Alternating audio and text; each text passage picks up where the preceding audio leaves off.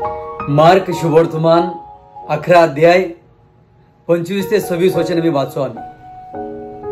आणखीन तुम्ही जेव्हा प्रार्थना करण्यास उभे राहतात तेव्हा तुमच्या मनात कोणाविरुद्ध काय असेल तर त्यांची क्षमा करा, अशासाठी की तुमच्या स्वर्गातील पित्यानेही तुम्हाला तुमच्या अपराधाची क्षमा करावी. परंतु तुम्ही जर क्षमा करणार नाही तर तुमच्या स्वर्गातील पित्याही तुमच्या अपराध क्षमा करणार नाही.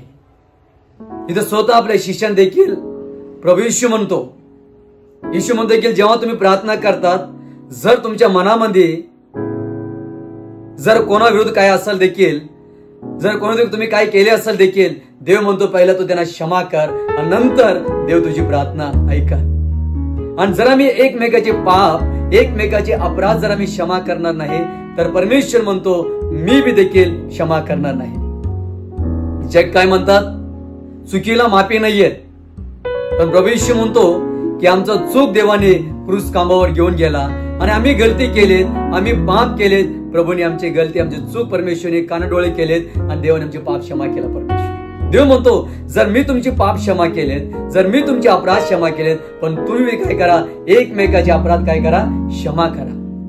देवाचे प्रेलेखनो, जग आम्हाला कधी क्षमा करू शकणार नाहीत, समाज आम्हाला कधी क्षमा करू शकणार नाहीत. जगाच्या दृष्टीने आम्ही काय गोष्टी केल्या असाल, जग म्हणतात क्षमासाठी नाही आम्हाला शिक्षा देऊ, तर देवाचे लेखनो जग आम्हाला क्षमा करो या ना करो, समाज आम्हाला क्षमा करो या ना करो, पण बायबल सांगतो की तू त्यांना काय कर, क्षमा कर. आणि क्षमामध्ये देव आमची प्रार्थना ऐकतो. जिथं क्षमा आहे तिथं परमेश्वर आहे, आणि जिथं क्षमाच नाहीये तिथं देव नाही.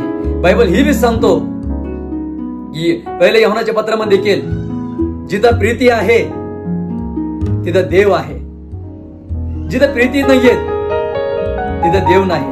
जर आम्ही एकमेक प्रेम केले त्यातून दिसून होतो की देव आमच्या ठाई राहतो. देव मनुष्यामध्ये परमेश्वर आहेत.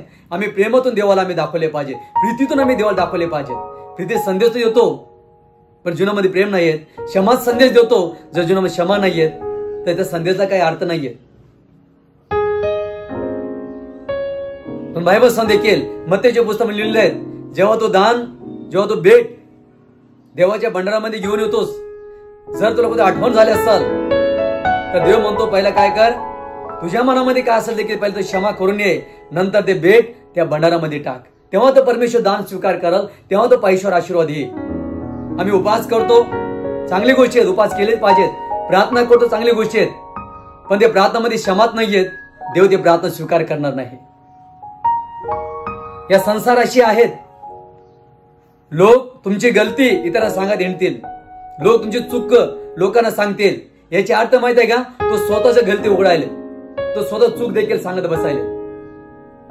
पण बायबल असं परमेश्वर आहेत, जर तुम्ही पाप देवासमोर कबूल केले असाल, जर तुमच्या गलतीचं तुम्ही देवासमोर कबूल केलं असाल, देव असा परमेश्वर आहेत, तुमचा चूक तुमचे पाप परमेश्वर इतरांना सांगणार नाही. आणि देव आपल्या मनात ठेवतो आणि ते परमेश्वर ते पाप आठवण सुद्धा करत नाही. पण सैतान वारंवार ते तुमचे पाप आठवण करून देतो, वारंवार त्या गोष्टी सैतान तुम्हाला टुमणे मारण्याचे प्रयत्न करा, की मनुष्याद्वारे लोकद्वारे देखील. यात समजून घ्या की तुमच्या मनामध्ये त्या व्यक्तीविषयी प्रेम नाहीये, द्वेष भरलेला आहे. बायबल सांगतो निर्धय न बनता आम्ही देखील, कठोर न बनता की आम्ही क्षमा करणारे ही बनले पाहिजे. बायबल हे बी सांगतो शत्रूवर प्रेम करा आणि शत्रूला खायला द्या. ही देवाचं वचन आम्हाला सांग देखील. हे देवाचा प्रेम होता. जर प्रभू येशूने तुमच्यासाठी रक्त सांडले गेले, देवाने तुमच्यासाठी कोडे काला प्रभू देखील, जर क्रूसवर असताना देखील ज्याने येशूला मारले त्याच्यात थुकलेत, येशू म्हणतो हे बाप्पा हे काय करतात, यांना क्षमा कर. जिथं क्षमा आहे तिथं प्रभू येशू आहे, जिथं प्रीती आहे तिथं देव आहे. आणि आज स्वतः जर तुम्ही प्रभूचे ऐकत नाही, जर आपले मन आपले हृदय कठीण करून बसले असाल, तर देवाचे लेखनो तुमच्या मनामध्ये अनेक प्रकार विचार येईल. सूट घ्यायचे विचार येईल, बदला घ्यायचे विचार येईल. लोक 5 मिनिट रागामध्ये देखील लोकांनी काही पण केलेलं आहे. पण बायबल सांगतो की क्षमा केल्याने देव आमची प्रार्थना ऐकतो.